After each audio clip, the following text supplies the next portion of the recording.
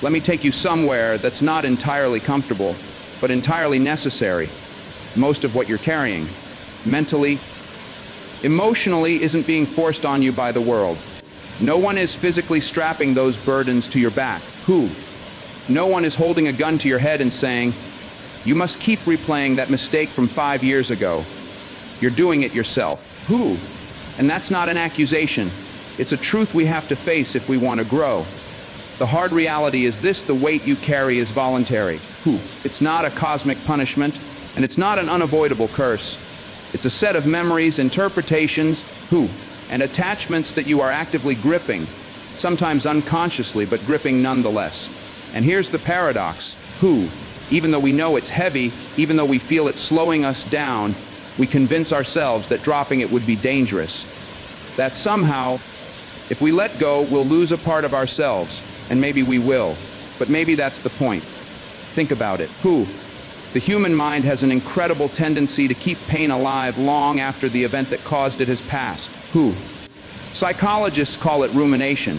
Turning the same thought over and over like a stone in your hand, hoping that if you just examine it enough, it will finally make sense. But here's the trap: the more you turn it over, the more the edges cut into your palm. Who?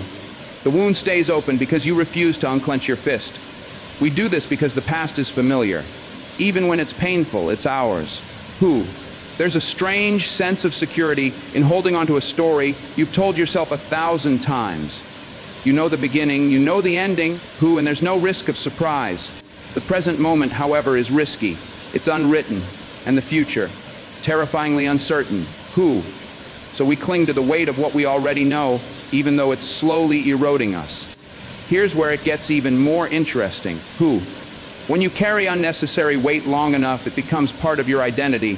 You stop saying, I went through a betrayal, and start saying, who? I'm the kind of person who can't trust anyone. You stop saying, I failed at that project, and start saying, I'm not capable. The event becomes a definition, and the definition becomes a prison. Who? This is why letting go feels like dying. It's the death of who you've been. But until you allow that version of yourself to die, who? The new version can't emerge. And that's the price of freedom: the willingness to put an old identity in the ground and walk away from its grave. Now, some people will push back here. They'll say, but you don't know what happened to me. And they're right. I don't know your exact pain. But I do know something about the human condition. Pain is universal, and so is the temptation to clutch it like a trophy. Who? We wear our suffering as proof of our endurance, as if keeping it close somehow validates the fact that we survived. But survival is not the end goal. Who? Living is. And those are two very different things. Survival says, I made it through. Living says, who? I'm making something of it. You can't do the second if you're still obsessed with the first. If your hands are still gripping the wreckage, you can't build anything new. That wreckage might have been your shelter once, but now it's just debris. And there's a point where the shelter that saved you yesterday is the prison that's killing you today.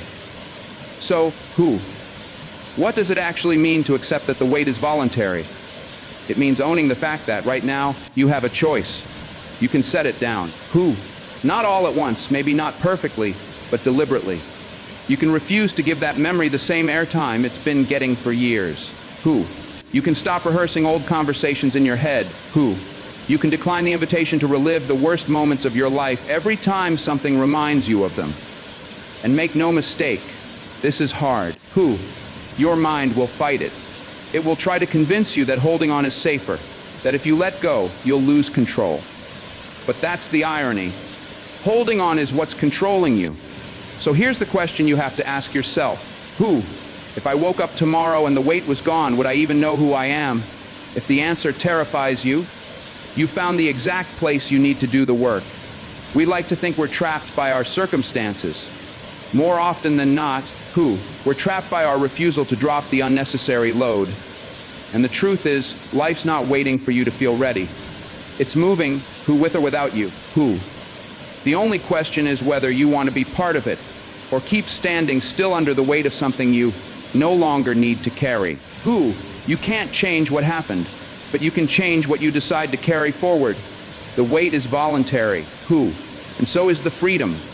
We tend to think of letting go as something that simply happens with time, like a wound that heals if you just leave it alone long enough. Who? But that's a dangerous illusion. Time alone doesn't heal, it only creates distance. And distance is not the same thing as release. Who? I've met people who've carried the same anger, the same bitterness for 20 years, and it's just as raw today as the day it began. Who? They didn't let go, they just let it age. Letting go is not an accident, it's a discipline. Who? It's not something you wake up one morning and realize you've achieved because the calendar turned. It's something you train yourself to do. Who? The same way you train yourself to eat better, to wake up earlier, to exercise even when you don't feel like it. It's a repeated act of will. Who? Here's the uncomfortable part, it's often boring work. People like the idea of a dramatic closure moment, as if there's a single conversation, a single breakthrough that will set them free forever. But real release is much more like tending a garden than blowing up a dam. You pull the weeds every day, you water what matters. You watch for the same old patterns creeping back in, and you deal with them before they take root. The discipline of letting go is really the discipline of not indulging in certain thoughts. Your mind will invite you to replay an old scene from your past. It will dress it up like a movie night. Just watch this one more time. Just feel it again. Just think about what you should have said.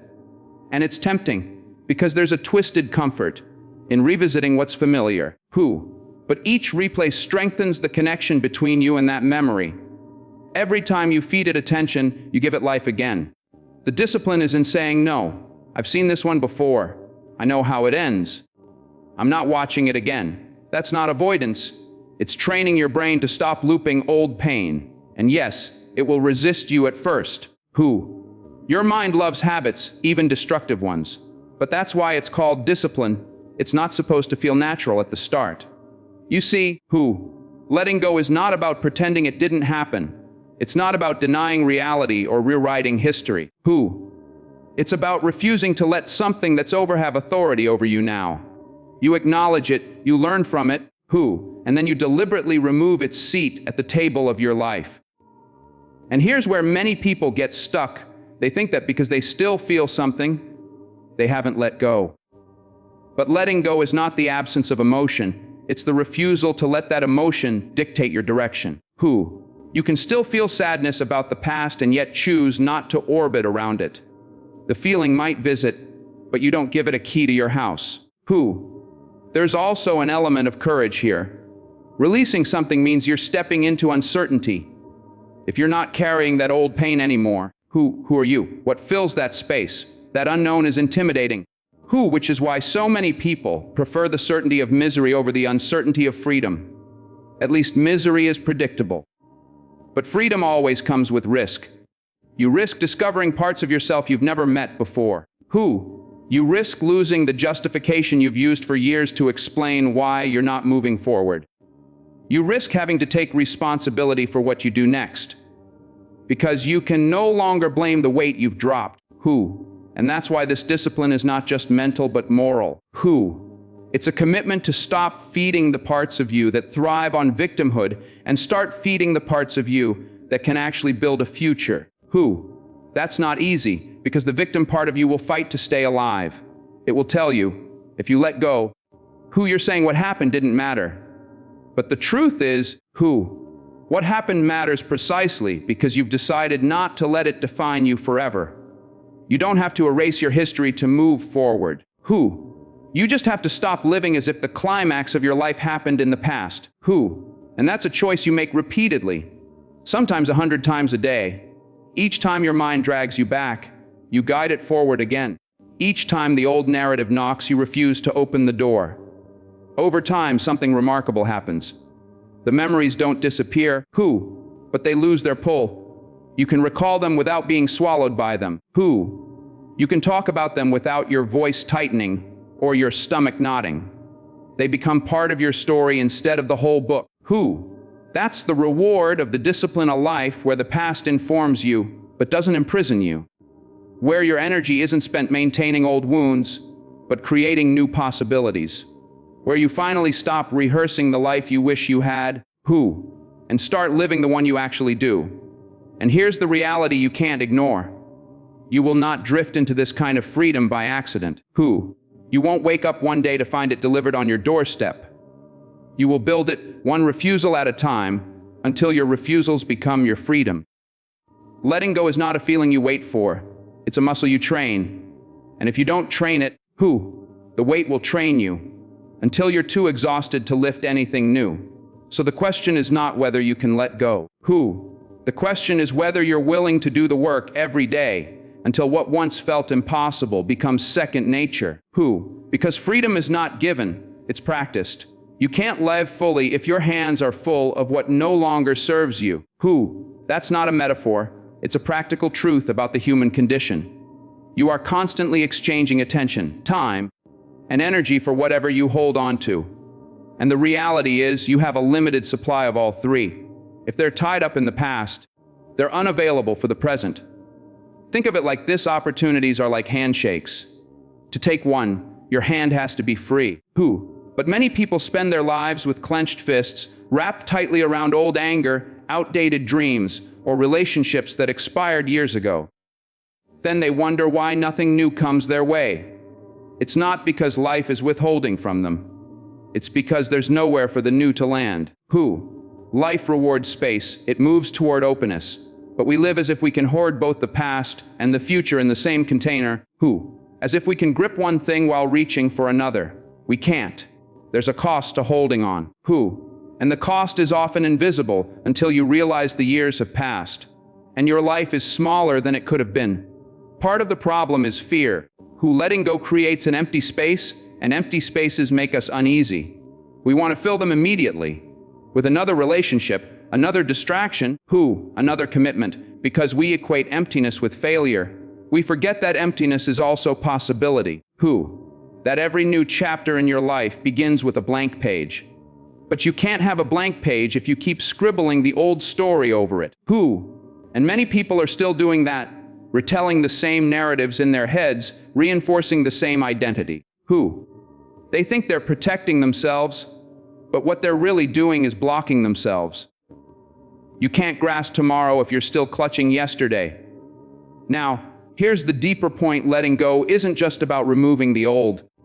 It's about preparing yourself to receive the new. This is why people who finally release a burden often feel lighter. Not just emotionally, but physically. There's a kind of energetic shift that happens when you create room. It's like cleaning out a closet. You didn't realize how cramped you were until the space opened up. And this space isn't just for opportunities, it's for growth.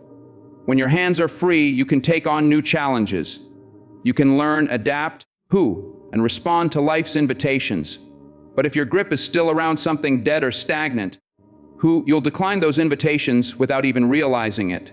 You'll tell yourself you're too busy, too tired, or not ready, when in reality you're just too full of what you should have put down a long time ago. People sometimes mistake this for a kind of cold detachment, as if letting go means not caring. But that's not it at all. Letting go is an act of profound care for yourself and for your future. It's saying, I refuse to keep my life's capacity tied up in what's already over. I choose to reserve that capacity for what's still possible. This is especially true in relationships. Holding on to a connection that's run its course not only prevents you from meeting someone new, it also distorts who you are when you do. You enter new spaces carrying the residue of the old, and everything is colored by it. You can't step into a fresh beginning if your mind is still halfway in the previous chapter. The same principle applies to ambitions. If you cling to a dream that no longer fits the person you've become, you trap yourself in a past version of your own identity. That's why some people feel restless, even when they achieve what they once wanted. It's because they're living out a goal that belonged to a younger version of themselves. Letting go frees you to redefine what success means now, not 10 years ago. And here's the paradox: the more you try to keep everything, the more you end up losing, because life demands circulation. It's not a vault to be filled and locked. It's a river. What flows and must eventually flow out to make room for more. Hoard the old, and you block the current. release it, and you keep the current alive. Who? This is why living requires empty hands. It's not just about letting go of what hurts you. It's about letting go of what no longer grows you. Who? It's about recognizing that clinging isn't safety, it's stagnation. And stagnation is a slow death for the soul. Who? The real test of maturity is your ability to tolerate that moment of emptiness after you've released something. Who? To sit with the blank space without rushing to fill it. Who? To trust that life will send something worthy of that space if you're patient enough to let it arrive. Because here's the truth. Who? Life is generous with those who make room for it. Opportunities, people, and experiences don't tend to show up for those who are already overloaded. They show up for those who have the capacity to welcome them. And capacity is something you create by unclenching your grip. So ask yourself, who? What am I holding right now that's preventing me from receiving? What am I gripping so tightly that my hands can't be open to anything else? Who? If you find the answer, you've also found your next step. You cannot step fully into your life with full hands. You must make space. Who? You must trust the blank page. And you must be willing to let the old chapter close so the next one can begin. Because the truth is simple. Life will not hand you the future until you put down the past. The truth is, who? You can't expect life to feel expansive if you insist on keeping it crowded. There's a natural law at play here. Who? What you hold on to defines what you have space for. And most people are unknowingly suffocating their own future. Not because they lack potential. Who? Not because life is being cruel to them, but because they're gripping things that have already run their course. It's easy to tell yourself, who? I'm fine, I'm moving on, when in reality, you're dragging invisible baggage through every door you walk into. And here's the thing, your hands, your mind, your heart, they have limits. If they're full of the past, they simply can't hold the present. Who? It's not a moral flaw, it's a mechanical reality. And yet, there's this strange human tendency to hold on, even when it hurts. We mistake possession for security. If we let go, we imagine ourselves falling into some void, empty, uncertain, exposed. But emptiness is not the enemy. Who? Emptiness is where new life begins. If your hands are clenched around something dead, there's no room for anything alive to take its place. It's not just about pain either. Sometimes what you need to let go of is something that once was good, an old dream, a past achievement, a relationship that once made sense. People think letting go is only about trauma, but it's also about evolution. You can outgrow a chapter without it being a bad one. But if you refuse to close it, you end up forcing your present self to live in your past self's house, with all its old furniture and outdated walls. And here's where it gets interesting. There's a cost to clinging that's higher than most of us realize. The longer you hold on to something that no longer serves you, the more you distort your ability to recognize the new when it arrives. It's like staring at one point on the horizon so intensely that you miss the opportunity standing right beside you. I've seen this play out in relationships. People cling to partners who clearly aren't aligned with their growth. Not because they're deeply in love, but because the thought of being alone feels unbearable. What they don't see is that holding on to the wrong person isn't just costing them peace. It's actively blocking them from meeting the right one. The same happens in careers. Someone stays in a job they've long outgrown, telling themselves they're being practical, when in reality they're avoiding the discomfort of change. And as long as they're gripping that role, they're blind to the opportunities that require them to have an open hand. The core issue here is fear. Fear of uncertainty, fear of loss, fear of not knowing what's next. But life isn't designed to give you the full map before you take the first step. It's designed to respond to movement. You clear space, you act, and then the next thing appears. The tragic irony is that most people wait for the next thing to appear before they clear the space, and then wonder why nothing shows up. Letting go then, is an act of trust. Not a trust that everything will magically work out, but trust in your own ability to handle whatever comes. It's a declaration that your capacity to adapt is more powerful than your need to control every outcome. That's what makes it courageous. Because it's you stepping into the unknown with your hands open, ready to receive rather than cling. And make no mistake, life notices when you make space for it. New opportunities are not just random events. They are drawn to people who are available for them. When you unclench your grip, when you create room, when you stop guarding the past like a museum curator, life has a place to put something new. But here's the hard truth. The space between letting go and receiving is uncomfortable. You want to fill it too quickly because emptiness is unnerving. But if you rush, you'll end up with more of the same, a repeat of the very thing you worked so hard to release. The discipline is in sitting with the blank space long enough for the right thing to arrive. That's patience. That's maturity. And I'll tell you something I've learned over and over. The people who are willing to endure that space end up living lives that are richer, freer, and more aligned with who they truly are. The ones who can't tolerate it end up in cycles. Different faces, same story, different jobs, same dissatisfaction. So, if you're holding on to something right now, something you know in your gut has already served its purpose. The most life-giving thing you can do is release it. Not in anger, not in resentment, but in gratitude for what it was, and with a clear-eyed commitment to step forward into what could be. Because the truth is simple, you cannot receive what's next if your hands are still full of what's gone. And the sooner you make that space, the sooner life can fill it. Your next chapter is waiting, but it won't start until you unclench your grip.